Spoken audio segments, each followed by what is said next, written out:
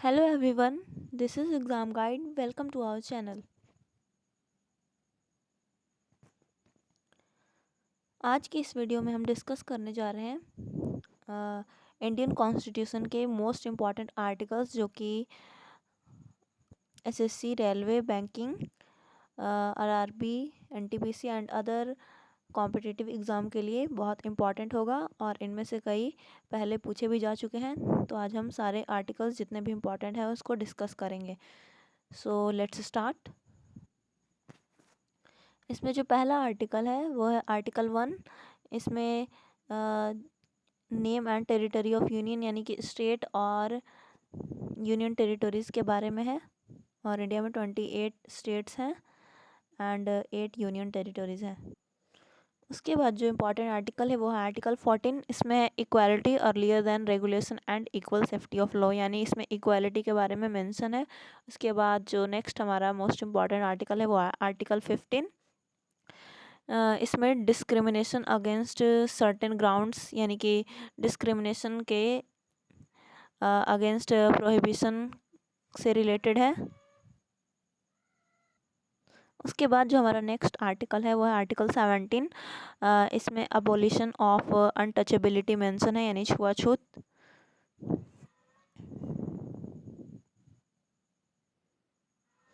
उसके बाद जो नेक्स्ट आर्टिकल है वो article 19। It guarantees all the citizens the fundamental right, यानी कि जितने भी फंडामेंटल राइट्स हैं वो सारे सिटीजन्स को मिलेंगे, जो भी इंडियन सिटीजन है सारे को मिलेंगे। उसके बाद जो मोस्ट इम्पॉर्टेंट आर्टिकल है वो है आर्टिकल 20 एंड 21। तो 21 आर्टिकल है protection of life and personal liberty, यानी कि जो जीवन का अधिकार होता है वो आर्टिकल 21 में मेंशन है। और आर्टिकल 20 यानी कि give safety in respect of conviction for offences. तो ये दो जो आर्टिकल है वो बहुत ही ज़्यादा इम्पॉर्टेंट है एंड जब भी कभी कोई नेशनल इमरजेंसी होती है तो उसमें सारे आर्टिकल्स ख़त्म कर दिए जाते हैं, बट 20 एंड 21 बने रहते हैं। तो इसलिए ये बहुत ज़्यादा इम्पॉर्टेंट है और ये जो आर्टिकल्स हैं ये दोनों ये कई बार पूछे भी जा चुके हैं। उसी तरह से जो हमारा नेक्स्ट आर्टिकल है वो है article 23 prohibition of human trafficking and forced labours. उसके बाद नेक्स्ट है 24, ये भी इम्पॉर्टेंट है, इसमें है अबोलिशन ऑफ चाइल्ड लेबर। और फिर है आर्टिकल 26, इसमें है freedom to manage religious affairs.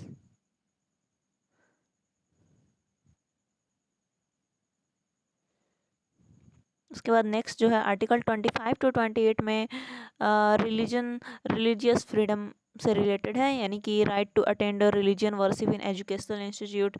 उसी तरह से 19 है protection of interest of minorities, यानी आर्टिकल 25 टू 28 जो है वो रिलीजियस फ्रीडम से रिलेटेड है। 26 में है freedom to manage religious affairs.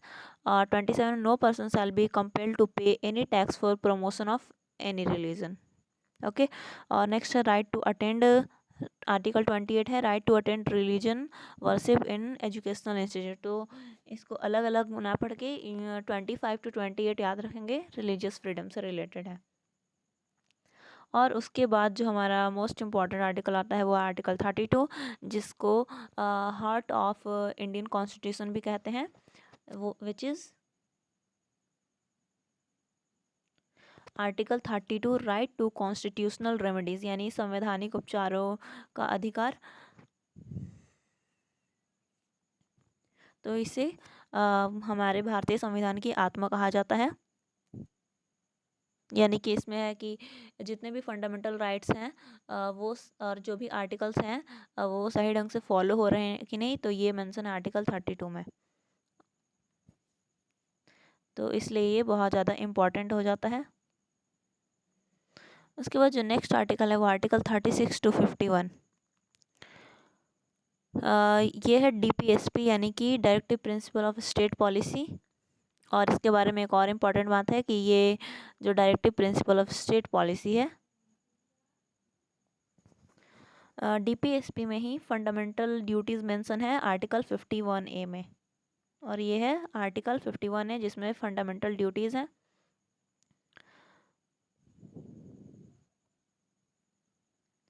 उसके बाद आते हैं प्रेसिडेंट के बारे में भी कुछ आर्टिकल है, उनकी शक्तियों के बारे में, उनके फंक्शनिंग के बारे में, और उनके इम्पीचमेंट यानी कि जब उन्हें उनके पद से हटा दिया जाता है उसके बारे में मेंशन है आर्टिकल 52 टू 62 में। प्रेसिडेंट के बारे में जितने भी आर्टिकल्स हैं 52 टू 62 तक, इसमें सबसे इंपॉर्टेंट है आर्टिकल 61 इम्पीचमेंट ऑफ प्रेसिडेंट। यानी कि कभी ऐसा केस आए जिसमें कि प्रेसिडेंट को पद से हटाना पड़े, उसे इम्पीचमेंट ऑफ प्रेसिडेंट बोलते हैं, ये मेंशन है आर्टिकल 61 में। और उसके बाद नेक्स्ट जो आर्टिकल है वो है आर्टिकल 72। इसमें है पार्डनिंग पावर ऑफ प्रेसिडेंट, यानी कि जो राष्ट्रपति के पास पावर्स होते हैं, पार्डनिंग पावर, क्षमादान का पावर जो होता है, वो आर्टिकल 72 में मेंशन है। उसके बाद है अटॉर्नी जनरल ऑफ इंडिया, यानी कि इंडिया का एक अटॉर्नी जनरल होगा, ये आर्टिकल 76 में अटॉर्नी जनरल ऑफ इंडिया। और अभी अटॉर्नी जनरल ऑफ इंडिया है के वेणुगोपाल।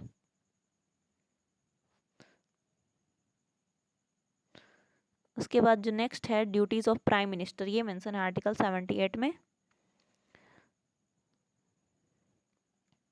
उसी तरह से आर्टिकल 85, 93, 100, इसमें session of parliament, speaker and deputy speaker of Lok Sabha, voting in houses, यानी कि जितना पार्लियामेंट्री और प्राइम मिनिस्टर से रिलेटेड जो भी बातें हैं वो सब इन सब में मेंशन है। आर्टिकल 105 में है powers privilege of parliament members. और इसमें जो एक इम्पॉर्टेंट है आर्टिकल वो है आर्टिकल 108, जिसमें है joint sitting of the two houses, Rajya Sabha and Lok Sabha जो टू हाउसेस हैं, दो सदन हैं, उनका जो जॉइंट सिटिंग होगा, ये मेंशन है आर्टिकल 108 में। उसके बाद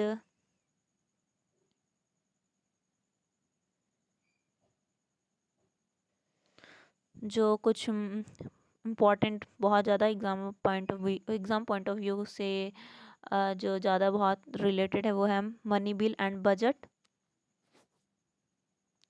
ये मेंशन है आर्टिकल 109 टू 110, 109 एंड 10 में मनी बिल के बारे में है मेंशन, एंड आर्टिकल 112 में बजट के बारे में मेंशन है।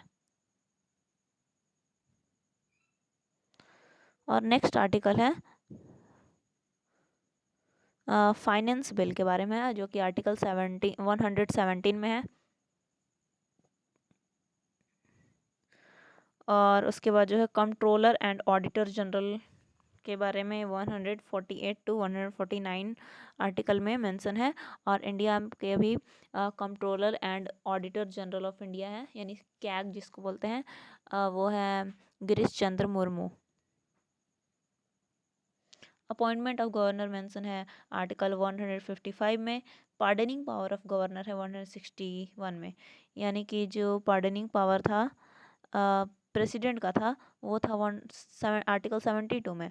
उसी तरह से पार्डनिंग पावर ऑफ गवर्नर है वो हमारा मेंशन है आर्टिकल 161 में। तो याद रखेंगे, इसमें कंफ्यूज नहीं होंगे। 72 pardoning power of president and 161 pardoning power of governor.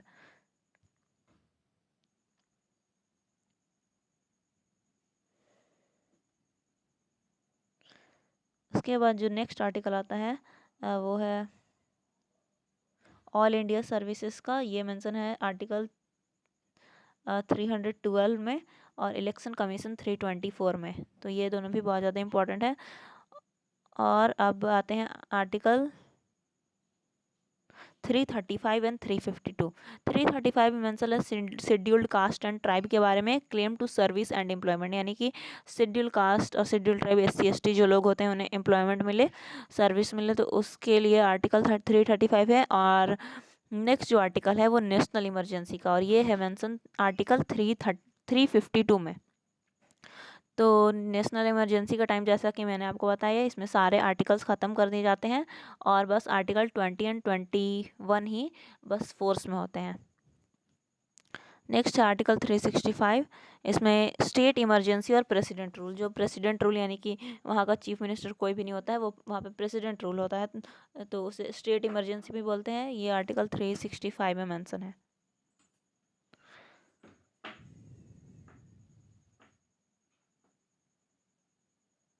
Next जो आर्टिकल है वो है फाइनेंशियल इमरजेंसी। ये आर्टिकल 360 में मेंशन है फाइनेंशियल इमरजेंसी, और इंडिया में अभी तक एक भी बार फाइनेंशियल इमरजेंसी नहीं लगा है, तो ये है मेंशन 360 में। कभी भी ऐसा केस नहीं आया जिसमें इंडिया में फाइनेंशियल इमरजेंसी लगा हो, सो रिमेंबर दैट। नेक्स्ट है आर्टिकल 368, इसमें powers of parliament to amend constitution. और उसके बाद है आर्टिकल 370, जो कि अब तो हटाया जा चुका है जम्मू कश्मीर से, temporary provision with respect to Jammu Kashmir, जो कि अब हटाया जा चुका है। तो ये थे कुछ इम्पॉर्टेंट आर्टिकल्स जो कि आपके एग्ज़ाम में इनमें से कम एक दो तो पूछे ही जाएंगे, सो ये बहुत ज़्यादा ज़रूरी है। सो इस वीडियो को आप एंड तक देखें, and hope you like this video. So if you like this video, please like, share and subscribe our channel, and hit the bell icon to get all the notifications of our videos, and thank you so much.